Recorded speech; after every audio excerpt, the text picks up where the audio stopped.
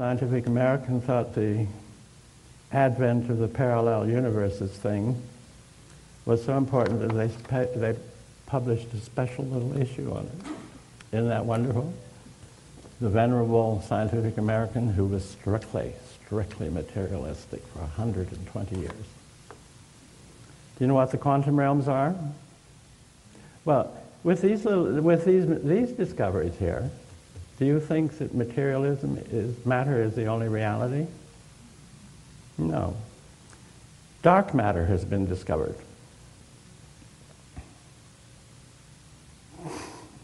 He's winking at me. He's my nemesis, you know. Yeah. Do you know what dark matter is? They do not know that. And would you shut up?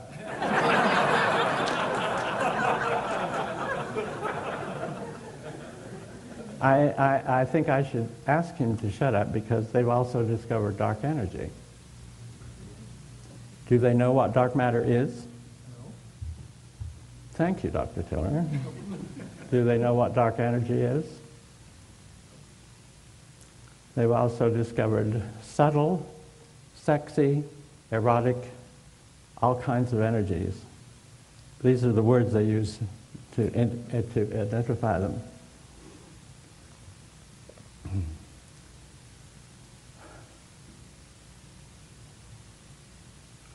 The reason I brought this up is because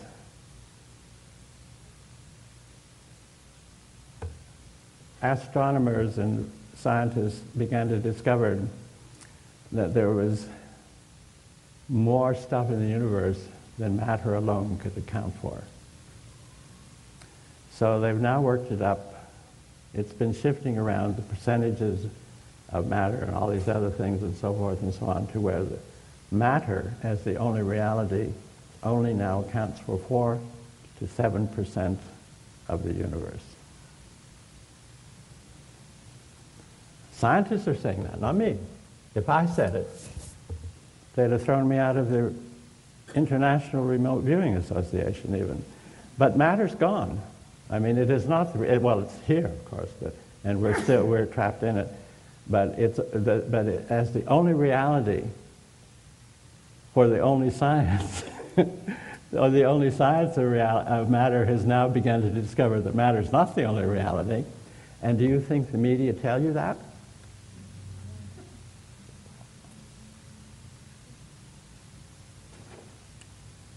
I wish I could see you better. These lights are terrible. So here it is. Physical matter accounts for only something like 4 to 7% of the universe. Now, there's something else really interesting about all this other stuff. Did you ever look up stuff in a dictionary? Did you know it's a perfectly good word? You know, it's meant to identify something that exists, but they don't know what it is, so they can legitimately call it stuff, you know. Who did that? I can see you better.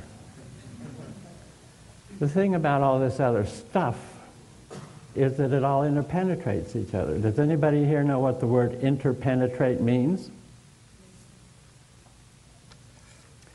To penetrate between, within, or throughout, to mutually penetrate, to spread, or diffuse through, to permeate. Your physical body is sitting here, and all this other stuff is interpenetrating it all of the time. Did you know that? You didn't know that? You should subscribe to a few science magazines and instead of watching CNN, and you might find out about it. All right, so matter alone is not going to tell us what the universe is made of. Matter alone is not going to tell us what consciousness is made of. Matter alone is not going to tell us what telepathy consists of, or precognition, or even remote viewing, right? So, that part of what we're interested in studying is over with, officially. And I'm going to tell you, there's a really cute story that shows where it has begun to change everything. Interpenetrating interpenetrating. There was, in the medieval ages, a term that was used, quintessence, which was thought to interpenetrate everything and was, some people thought back then, the basic building blocks of reality in the universe. Is that right, Tiller? Yeah, they're using it. Well, it's come back now. I have a book on it. If you have a book on something, you think you know what you're talking about. There were also, in the Middle Ages and even earlier, back into Greek times, the word ether, or aether, which was thought to be the same, interpenetrating everything, including matter. There was also in Sanskrit the word akasha, or akasa. Are you, some of you, familiar with that? Except in Sanskrit, the akasa was loaded with intuitive information. Did you realize that?